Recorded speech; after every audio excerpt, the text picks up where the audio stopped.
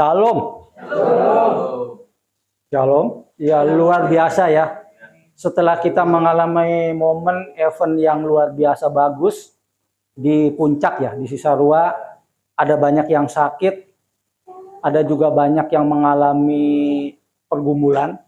Tetapi kita percaya apapun yang sudah ada dan sudah terjadi, sekali-kali Yesus tidak pernah meninggalkan kita. Itu menjadi sebuah momentum karena kita percaya di dalam lagu tadi dikatakan dengan jelas, sekali Yesus, hanya Yesus selama-lamanya.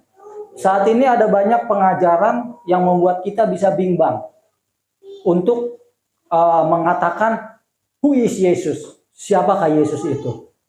Secara pribadi kita mengatakan Yesus adalah Allah, Yesus adalah Tuhan, Yesus adalah penyelamat, dan Yesus juga yang menentukan masa depan hidup saya, hidup keluarga saya di saat ini maupun di next selanjutnya. Itu menjadi sebuah kerinduan bagi kita untuk tetap jangan tinggalkan Yesus.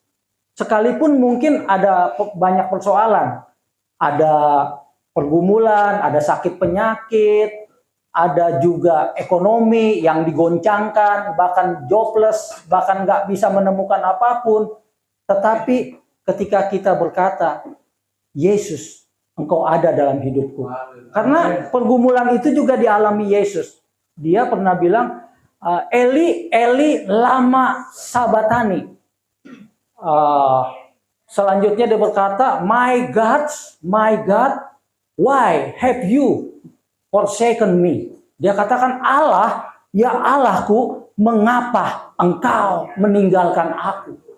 Jadi Yesus tuh mengalami sebuah momen di mana dia ditinggalkan, di mana dia seakan-akan tidak diakui. Kenapa nggak diakui? Di kayu salib dia terbaring, dia dipakukan. Allah tidak memandang wajah Yesus, sang firman, karena Yesus sudah menjadi manusia berdosa pada saat itu ya. Sehingga dia berkatakan, Eli, Eli, lama sabatani. Allah, ya Allahku, mengapa engkau meninggalkan aku? Saya takut salah bahasa Inggrisnya. My God, why have you forsaken me? Dikatakan, Allah, engkau yang begitu aku kenal, yang begitu aku tahu bahwa aku bersama-sama denganmu, mengapa engkau meninggalkan aku? Selanjutnya Yesus berdiam diri, setelah itu dia menengadah dan dia berkata, already finished, sudah selesai. Artinya, ia menyelesaikan sebuah tugas dengan ketaatan, dengan kesetiaan, dengan sesuatu yang nggak pernah bisa dilakukan oleh manusia manapun, oleh nabi manapun, oleh jasmani manapun, hanya Yesus yang melakukannya. Dan setelah dia naik ke surga, dia punya pesan buat kita. Dia punya pesan buat kita semua, supaya kita menjalankan pesan ini, yaitu temanya amanat agung Tuhan Yesus bagi kita. Matius 28, kita buka Matius. Semuanya, apapun hanya untuk Yesus, tidak ada lagi yang lain. Sebab yang lain kalau kita udah mengasihi dia, nggak menarik yang lainnya, maaf ya. Yang lainnya jadi tidak menarik itu. Kalau kita sudah hidup di dalam Kristus, yang lainnya itu jadi kurang menarik. Karena fokus kita selanjutnya hanya kepada dia. Temanya amanat agung Tuhan Yesus. Demikian firman Tuhan. Matius 28 ayat 19, ayat 18, 19 dan 20. Maaf ya kan, maaf saya ini. Matius 28 ayat 18, 19 dan 20. Amanat agung Tuhan Yesus bagi saya, bagi orang percaya yang mengasihi dia, yang taat setia, yang berkomitmen, yang mau mengatakan only Yesus, sekali Yesus, tetap Yesus selama-lamanya. Oh, dia diuji loh nanti loh. Kita ngomong begini, maaf ya, mungkin nanti di kereta, itu saya bisa diganggu loh. Bahwa saya bisa aja memalingkan bahwa kasih saya kepada Yesus itu bisa sedikit ada perubahan. Tetapi saya punya komitmen sekali Yesus, tetap Yesus selama-lamanya. Demikian firman Tuhan, Matius 28. Minta tolong Pak Dipo dibacakan ayat 18-nya. Ya, ayat 18. Ayat 18 saja Pak Dipo. Ya, demikian firman Tuhan. Yesus mendekati mereka dan berkata, "Kepadaku telah diberikan segala kuasa di sorga dan di bumi. Karena itu, pergilah, jadikanlah semua bangsa muridku dan baptislah mereka dalam nama Bapa dan Anak dan Roh Kudus. Dan ajarlah mereka melakukan segala sesuatu yang telah kuperintahkan kepadamu. Ya. Dan ketahuilah aku menyertai kamu sampai akhir zaman." Gangguan aja udah ada. Di ponsel aja dia ngeganggu. Saya nggak jelas. Udah saya matiin tapi tetap aja ada gangguan. Padahal udah itu. Ada yang aneh-aneh. Dia suara tuh wangung. Nggak ngerti maksudnya apa. Ketika baca firman Tuhan, itu suara itu ada. Saya bingung. Udah pernah saya matiin datanya ya, itu ya, Kristen. Dia ada aja itu.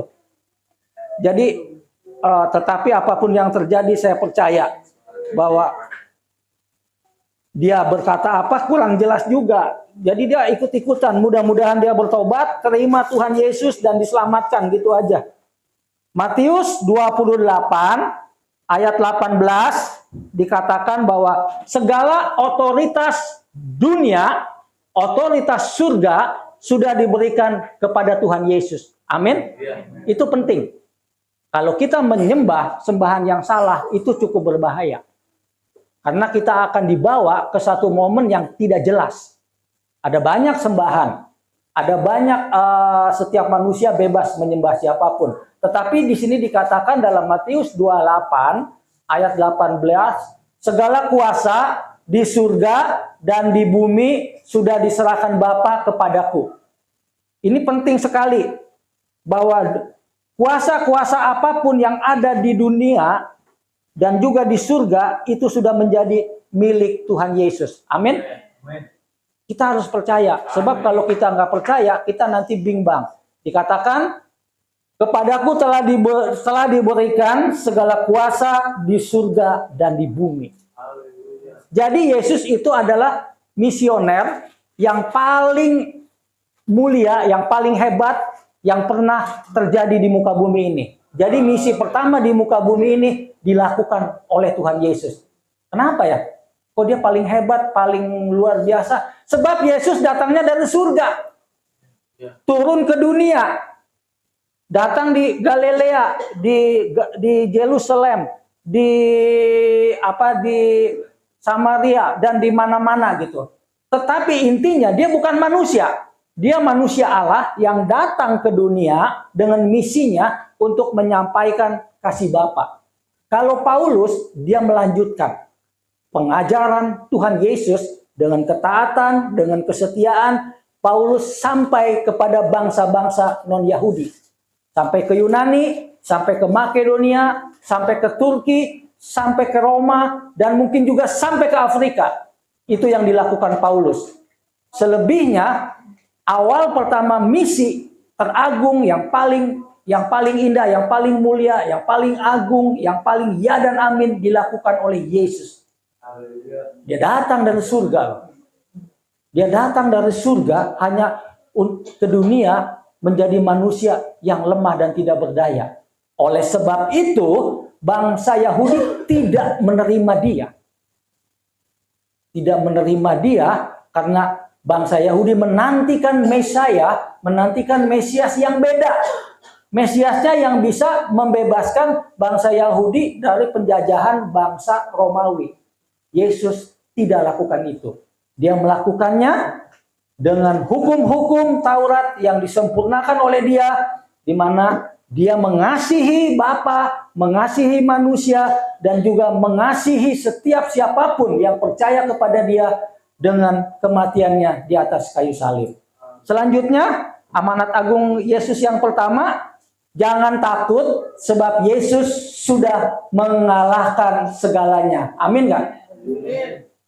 Ya dia udah menang, udah mengalahkan segalanya.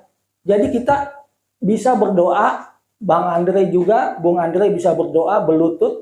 Ketika mengalami momen-momen yang paling gak enak, menakutkan, kita bisa berdoa, Tuhan Yesus, semuanya terjadi atas kehendak-Mu.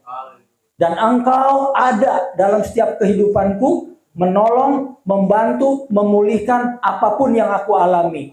Dan aku percaya Engkau hadir sebagai Allah Jehovah Syama. Selanjutnya di ayat yang pertama, jangan takut. Jangan takut kalau kita menyembah Yesus, sebab Yesus sudah memenangkan semua persoalan yang ada di langit, yang ada di bumi, yang ada di hidup kita. Jadi amanat agung yang pertama, bahwa yang harus kita lakukan, kita harus punya iman dan percaya. Sekali Yesus, tetap Yesus. Jangan yang lainnya. Tapi syukur, puji Tuhan, setiap apapun yang kita lakukan, kita percaya. Tuhan Yesus, aku tidak akan menolak kamu. Sampai kapanpun, istri, anak-anak, keluargaku tetap mengasihi Engkau. Walaupun kami berada dalam lembah kelam. Walaupun kami seperti yang Engkau katakan, Allah ya Allahku, mengapa Engkau meninggalkan aku? Tetap kami mengasihi Engkau Yesus selama-lamanya. Amin. Jadi yang pertama, amanat agung Tuhan Yesus, jangan takut dan gentar. Kita mengakui Yesus karena Yesus sudah memenangkan semua peperangan yang ada di muka bumi ini. Amin. Di surga, di bumi, dan di kehidupan yang akan datang. Selanjutnya, yang kedua, ini tugas ini harus kita lakukan, dikatakan karena itu, pergilah, jadikanlah semua bangsa muridku, dan baptislah mereka dalam nama Bapa dan Anak dan Roh Kudus. Jadi bayangkan ya, amanat agung Tuhan Yesus yang pertama, jangan malu mengakui Tuhan Yesus, sebab dia sudah menang. Atas surga, atas neraka, atas kehidupan apapun yang kita alami. Yang kedua, menangkan jiwa bagi Tuhan Yesus. Ini susah. Susah menangkan jiwa bagi Tuhan Yesus.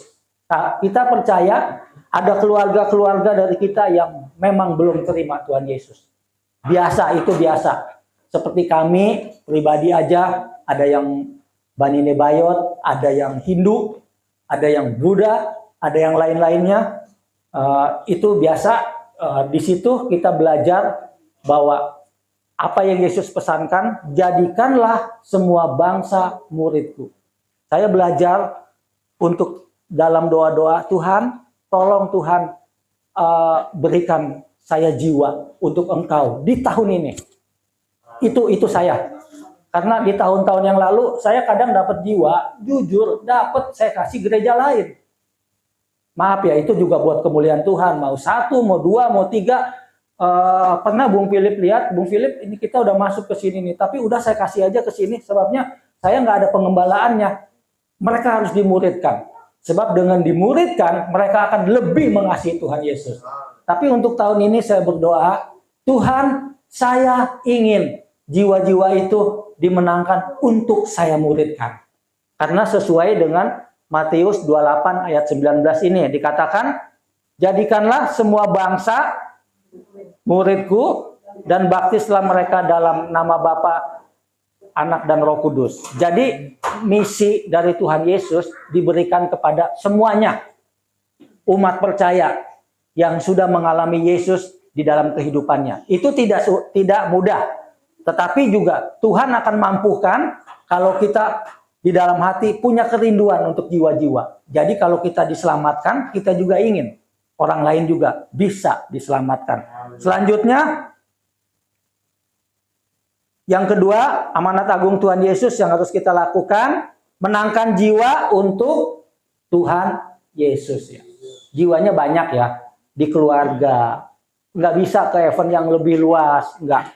Mulai dari keluarga kita, memenangkan anak-anak kita, memenangkan mungkin yang terdekat dengan kita. Dan setelah itu mampu, ke event yang lebih luas. Yang ketiga, dan ajarlah mereka melakukan segala sesuatu yang telah kuperintahkan kepadamu, dan ketahuilah aku menyertai kamu senantiasa kepada akhir zaman.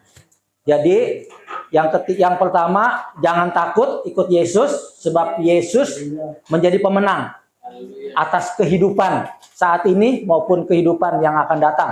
Yang kedua, amanat agung Tuhan Yesus bagi kita, ambil rebut jiwa yang bisa. Mau satu, mau dua, Tuhan akan mampukan.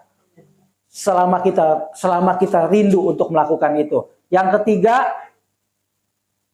ketiga, kita harus melakukan hidup seperti Yesus hidup. Itu nggak gampang. Saya itu tipe manusia jahat, manusia pemarah, manusia yang paling nggak bisa mengampuni di event-event sebelum saya kenal Tuhan Yesus. Jadi mudah tersinggung, mungkin mudah juga ngegosip, mungkin banyak kejahatan-kejahatan itu yang udah saya lakukan sebelum saya bertobat. Dan sejak ada di sini, pertobatan saya makin bagus grafiknya, bukan ini makin bagus. Tapi sebelumnya juga udah ada yang bagus. Tetapi dulu saya itu manusia yang sangat buruk. Sangat buruk artinya gini. 1977 dan 78 saya sekolah di Canisius College Menteng. Benar, 1977-78. Sebab saya ingat itu kelas 2 atau kelas 3 SD. Saya tuh kelas 2 nggak naik setahun. Kelas 3 lama tuh, waktu itu ada Piala Dunia, Argentina juara dunia, lawannya Belanda. Saya ingat tahun 78. Jadi di Canisius itu saya paling bodoh untuk matematika, untuk lain. Saya disekolahkan oleh pastor. Ini kisah nyata. Tetapi saya paling bisa olahraga. Olahraga dari voli, dari kasti, dari semuanya, sampai bola kaki, sampai apa, voli, basket, semuanya saya paling bisa. Mau jalan, mau atletik. Tapi di bidang pendidikan saya paling bodoh. Akhirnya tahun 78 akhir, kan waktu itu pembagian rapot itu bukan kayak gini. Dia tuh di akhir Desembernya itu namanya semester 2. Semester awalnya itu kalau nggak salah bulan Mei. Begitu. Jadi tahun 78 saya keluar di Canisius kelas 4. Keluar itu saya nggak tahu kemana. Saya main di Senen. Nggak kenal Tuhan Yesus. Karena saya memang terbuang dari orang tua, ini kisah nyata, terbuang dari orang tua, saya masuk panti asuhan. Di panti asuhan itu bebas, panti asuhannya ada di Kramat Raya nomor 134, panti asuhan Katolik yang terbesar di Asia Tenggara kalau nggak salah. Jadi saya tuh cuman senangnya pengen jadi pemain bola, jadi sekecil tuh saya pengennya jadi pemain bola gitu. Tapi memang karena mungkin Tuhan nggak taruhkan hal itu, sampai latihan di lapangan banteng, sampai apa, sekolah di situ sampai kelas 4 SD, dikeluarkan karena nakal, karena badung, jahat dan lain-lain. Suka juga mencuri, maaf nih ya, mencuri mangga-mangga yang ada di gedung-gedung. Waktu itu di tempat itu banyak mangga, di daerah Menteng itu banyak mangga, banyak mangga, banyak sawo. Jadi saya naik mencuri, ambil, jual di pasar. Itu kelakuannya. Akhirnya dikeluarin dari sekolah di Canisius kelas 4, dikeluarin. Jadi nggak ada ijazah. Saya nyeselnya ya saat-saat ini nggak ada ijazah. Waktu saya buat persyaratan saya tulis sembarangan, nggak jujur. Artinya memang nggak punya ijazah. Tapi kelas 4 SD di Canisius itu dulu tahun 70-an atau 80-an awal itu sekolah yang terbaik. Memang kapasitasnya kalau bodoh ya bodoh. Saya melihat bahwa perubahan hidup yang jahat, kalau kita mau berubah di dalam Yesus, Yesus bisa ubah loh. Yesus bisa ubah, artinya saat ini kehidupan saya tuh udah nggak pernah dendam sama orang lain. Saya udah pernah dipukulin, saya udah pernah, udah dilakukan sesuatu yang membuat saya harusnya naik marah. Tetapi sejak saya lebih mengasihi Tuhan Yesus, saya bisa mengekang semuanya. Ini bukannya saya bersaksi tentang sesuatu yang bohong, tentang sesuatu yang enggak. Jadi Yesus itu berkuasa loh.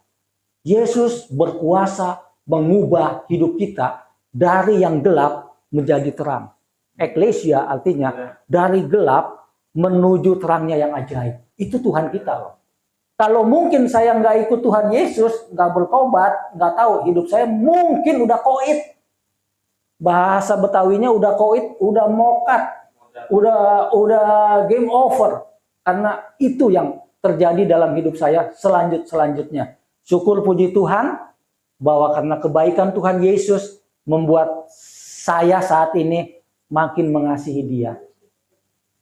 Makin percaya dia nih kayaknya nih punya masa depan nih buat bekerja sama dengan saya. Walaupun secara materi, secara kemampuan finansial saya nol. Tetapi itu semua tidak membuat saya mundur untuk menyatakan Yesus dalam sikap, perbuatan, dan tingkah laku. Jadi artinya selama saya hidup, Pak Gembala udah tahu, udah pernah ke tempat kami. Di tempat kami ini ada 9 orang. 9 orang itu dalam jangka 8 tahun di situ itu udah sering terjadi keributan. Ada yang pakai pisau, ada yang lempar kaca, ada yang mau dipukul palu dan lain-lainnya.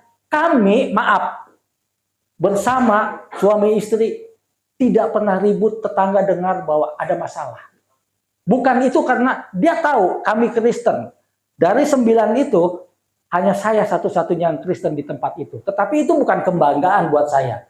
Jadi saya di sana hanya sebagai pemisah, sebagai orang yang melembutkan, jangan terjadi sesuatu. Itu sudah kami lakukan. Bukan berarti saya tidak pernah ribut dengan istri saya. Pernah. Cuman saya tidak akan pernah menanggapi. Ketika dia sudah mulai ada panci yang bunyinya agak kenceng. Setelah itu ada sesuatu yang misalnya membuat aneh, terus tiba-tiba udah mulai pintunya kebantingnya agak kencang. Di situ saya hanya berkata, Tuhan Yesus, lembutkan hatiku. Aku hari ini mau jalan seperti Yusuf menjauhi Potifar. Saya jalan. Iya, kalau saya lakukan bahaya. Setelah itu 2 jam, 3 jam kemudian saya lihat apa yang ada di situ, saya bersihkan rapi. Nyonya datang, saya berkata, lapor komandan, semuanya sudah beres, tertata rapi, sampai pakaian, sampai semuanya. Tenang saja, karena Tuhan Yesus baik, ada senyum. Tidak terjadi, 8 tahun kami lakukan itu, lebih dari itu. Semuanya karena kebaikan Tuhan. Jadi bukan. Jadi di situ, mereka berkata, bingung ya ini keluarga ini nggak kaya, nggak punya apa-apa. Anak-anaknya bisa sekolah, nggak pernah ada ribut katanya. Cocok nih calon jadi RT. Nggak dulu deh. Maksudnya semuanya itu karena Yesus. Jadi dia tuh berkuasa loh. Yesus itu dunamos. Dia punya kekuatan mengubah loh. Kalau istri saya itu pemarah sekali. Itu bunyi panci, dong. Pagi-pagi, saya tahu nih lagi mau doa, ada nggak mau diajak doa? Wah ini bahaya nih, ada yang nggak beres nih. Saya lihat, oh ya saya lupa anak sekolah saya 15.000 belum dikasih. Dia panci loh itunya. Deng, buming, bangun saya. Tapi sengaja panci dilakukan itu. Tetapi artinya setelah itu kita shalom. Kita bisa berkata, kamu percaya nggak Tuhan Yesus itu baik? Kita dari Kalimantan Barat naik kapal, naik perahu dan lain-lain sampai tinggal di Tanjung Priuk, sampai ke sini, sampai mutar-mutar. Tiba-tiba anak lulus sekolah SMA. Dan selanjutnya bisa masuk salah satu SMP Negeri 1. Aneh maksudnya. Kita pikirkan aneh juga ya. Tetapi saya berkata, ingat. Semuanya karena kasih karunia Tuhan. Kita nggak punya apa-apa. Kita no have. Artinya, saya saksikan ini. Dahadong hepeng lah. Dahadong hepeng lah. Jadi maksudnya saya makin berbahagia karena begini. Tadi juga udah di Manggarai, saya mau kabur nih. Ini sakit di sini. Pak Dipo udah telepon. Pak Dipo saya ada di Manggarai lagi rebahan nih. Bisa kiri kanan ini ketusuk jarum. Bingung juga saya ada apa nih. Tapi saya sudah dapat wewenang dari istri saya. Berjalan, apapun yang terjadi kamu harus sampai sana, kecuali kamu nggak bisa lagi jalan. Artinya ya sudah, mau lakukan apa. Memang di rumah juga sudah terasa ada yang nggak enak di badan. Di Manggarai tadi 3:30 mulai diam-diam rebah-rebah, akhirnya terlambat sampai ke Rawa Buaya jam 5:20 ya Bang ya. Iya biasanya jam 5. Minta maaf ya Bang ya. Ya artinya kita percaya apapun yang kita lakukan semuanya untuk Yesus. Tidak yang lainnya. Saya bersaksi ini semua karena saya alami. Saya alami bagaimana saya dalam keluarga itu ada keributan, ada permasalahan. Tetapi itu hanya 2-3 jam, 4 jam selesai. Besoknya udah dalam nuansa yang baru, dengan shalom yang baru, dengan keadaan di mana kami bisa berkata, God love me. Tuhan mengasihi kami. Jadi dari apa yang Tuhan Yesus amanat agungkan, yang pertama, jangan takut. Sebab Yesus sudah menang. Saya udah menang loh dalam kehidupan saya ini, bahwa saya yang tadinya jahat udah berubah. Menjadi lebih baik, tetapi bukan karena saya, tapi karena Tuhan Yesus. Yang kedua, dikatakan ayat 19 tadi apa Pak Dipo? Yang kedua, yang pertama jangan takut sebab Yesus sudah menang. Karena itu pergilah, jadikanlah semua bangsa muridku dan baptislah mereka dalam nama Bapa dan Anak dan Roh Kudus. Tangkap jiwa buat Tuhan Yesus. Bukan untuk saya, enggak. Tangkap jiwa, mau 1, mau berapapun tangkap. Setelah itu, kalau berbicara baptisan, itu sebetulnya pemuritan. Student. Tanpa pemuritan, kita nggak bisa mengenal Yesus lebih dalam. Kita perlu mentor. Perlu mentor yang benar-benar hidup di dalam Yesus yang benar. Sebab kalau tidak, ada banyak pengajaran palsu yang membuat kita eksklusif.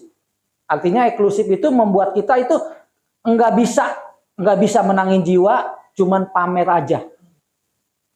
Tetapi kalau kita mengikuti mentor yang baik, mengikuti gereja yang baik, dan kita punya kerinduan, tangkap jiwa untuk Tuhan Yesus, dan kita muridkan dia dalam kasih Tuhan, Tuhan akan mampukan itu. Yang ketiga, dan ajarlah mereka melakukan segala sesuatu yang telah kuperintahkan kepadamu, dan ketahuilah aku menyertai kamu senantiasa sampai kepada akhir zaman.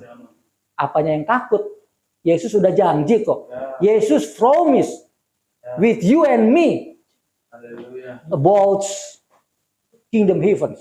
Ya, Yesus berjanji kepada kita semuanya tentang bahwa kita akan disertai oleh Dia sampai kita hidup di dalam kerajaan surga yang benar.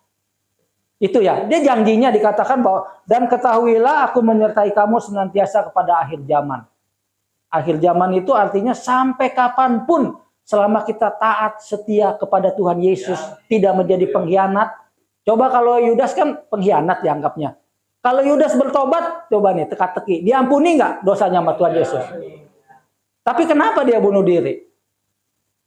Nah, pertanyaannya, dengan 30 keping perak, dia lemparkan peraknya, dia menyesal, setelah dia menyesal, dia gantung diri. Permasalahannya pada waktu dia datang di bawah kaki salib Tuhan Yesus, dia berkata, Guru, Rabi, ampuni aku. Aku tahu engkau melakukan segala sesuatu yang tidak pernah aku pikirkan. Ampuni. Yesus ampuni nggak? Ampuni. Sama seperti kita. Berapa banyak dosa yang udah kita lakukan. Tetapi jangan menjadikan dosa itu habit. Kebiasaan yang membuat kita tetap melakukan itu. Karena kalau kita berdosa, Tuhan tahu. Bertengkar dengan suami istri, KDRT, saya sering loh melihat ada istri dipukulin, digebukin. Dan saya harus turun tangan, istri dipukulin, digebukin. Ini kisah nyata, kalau bisa sih difilmin. Saya tahan sampai kepala saya mau digotok palu. Tenang Pak, tenang. Jangan dipukulin, ini udah keluar darah Pak, jangan, anaknya nangis. Saya peluk ini, dadanya saya pegang. Tuhan Yesus, Tuhan Yesus. Wah, yang diketok palu saya modal. Jangan Pak, tenang Pak, tenang. Takut juga saya, badannya gede. Kalau saya digetok kan, wah goodbye saya. Tapi tiba-tiba dia luluh loh. Memang saya sebut kuasa itu. Tuhan, tolong Tuhan. Palunya lepas, saya ambil sama RT, diamanin. Akhirnya nggak terjadi sesuatu. Saya peluk anaknya. Saya berkata, Tuhan mengasihimu. Dalam hati ya, nggak teriak-teriak. Tuhan mengasihimu. Jadi ada banyak hal-hal yang tidak baik yang bisa kita lakukan. Tetapi kalau kita hidup di dalam Tuhan, Tuhan akan memampukan kita melakukan sebuah momen, sebuah event yang impossible, yang tidak masuk di akal. Ya, impossible ya, bukan impossible, impossible. Ya. Jadi sesuatu yang bukan spektakuler, maksudnya sesuatu yang tidak bisa kita bayangkan, tetapi kita bisa lakukan bersama Tuhan Yesus. Dan saya percaya semuanya di tempat ini adalah jemaat-jemaat Tuhan yang ideal, hamba-hamba Tuhan yang ideal, yang akan menerima sebuah tongkat estafet dari Tuhan Yesus. Karena yang pertama, kita tidak takut, karena Yesus sudah memenangkan semuanya. Yang kedua, kita punya janji kepada Tuhan. Tuhan, untuk tahun ini saya punya janji untuk ada 1 jiwa yang saya menangkan.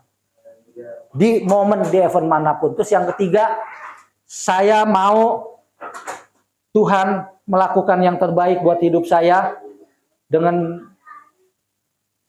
saya melakukan segala apa yang engkau hidupi, Yesus. Melakukan apa yang Tuhan Yesus lakukan. Dan itu diajarkan.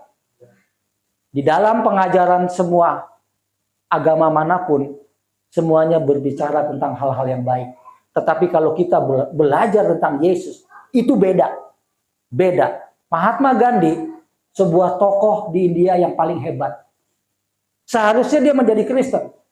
Karena Mahatma Gandhi itu tiap hari bacanya kitab suci Kristen. Dia Hindu. Terus setelah itu ada seorang pastor berkata, Mahatma Gandhi, mengapa engkau kok nggak masuk Kristen? Cara hidupmu itu dalam melawan kolonial Inggris seperti yang Yesus lakukan. Dia bilang, Yesus saya mengasihinya. Dia bilang begitu. Yesus saya tahu dia orang yang paling mulia, paling hebat yang tidak pernah ada di muka bumi ini. Tetapi untuk menjadi Kristen saya tidak mau. Karena saya melihat setiap orang-orang England, orang-orang Inggris yang ada di India itu jahat. Tidak mencerminkan sedikit pun kasih Tuhan Yesus. Akhirnya dia gagal menjadi murid Tuhan Yesus. Itu sebuah contoh yang nyata ya. Jadi Yesus katakan, ajarkanlah apa yang aku lakukan. Apakah aku pernah nempelengin orang lain? Pakpok, lepok, ditempelengin. Terus apakah aku pernah bawa pedang? Terus pedangnya dibacokin? Enggak. Jadi Yesus itu melakukan segala sesuatu yang bertolak belakang dengan keadaan di zaman itu dan zaman saat ini. Amin. Dan akibat dari apa yang Yesus lakukan, dia berkata, melakukan segala sesuatu yang kuperintahkan kepadamu, jadi di dalam pemuritan, dan selanjutnya kita disertai oleh Tuhan Yesus selama-lamanya. Amin. Percaya nggak? Kita disertai oleh Tuhan Yesus selama-lamanya. Amin ya. Bung Andri, saya percaya. Melodi dan Daud diberkati Tuhan. Amin. Bung Daniel juga. Sebab saya pernah melihat hamba-hamba Tuhan yang susah di pedalaman. Makannya, maaf, pakai apa? Kelapa, batok kelapa. Sekarang mereka diberkati oleh Tuhan. Karena mereka taat dan setia. Mereka tidak goyah imannya, tidak gentar imannya. Jadi GPDI di pedalaman itu banyaknya minta ampun. Dan sungguh mereka itu dahsyat dan luar biasa. Satu keluarga juga dilayanin. Mau di emperan kayak, mau di toko, mau di mana. Yang penting ada buat ibadah, nggak diganggu pelayanan. Jadi sebuah kegerakan passion yang luar biasa. Artinya dari amanat agung Tuhan Yesus kepada kita malam ini saya bagikan, bukan kesombongan keangkuhan saya alami masa-masa sulit, masa-masa yang gak benar, tetapi Yesus ubahkan saya. Semakin hari saya semakin mengasihi dia, semakin hari saya makin percaya Yesus akan ada dalam hidup kita selama-lamanya. Jadi amanat agung Tuhan Yesus bagi kita yang pertama, jangan takut. Sebab Yesus sudah memenangkan semuanya. Yang kedua, ambil jiwa yang bisa kita ambil untuk diberikan kepada Yesus. Tangkap jiwa untuk Tuhan Yesus. Yang ketiga, lakukan perbuatan-perbuatan Tuhan Yesus yang kita imani dalam hidup kita, dalam keluarga kita, dalam lingkungan kita, dalam perkataan kita, dalam perbuatan, termasuk dalam bisnis yang kita lakukan. Sebab di situ Tuhan sedang dipermuliakan. Itu saja yang menjadi khotbah firman Tuhan malam ini. Tuhan Yesus memberkati kita semua. Haleluya. Amin.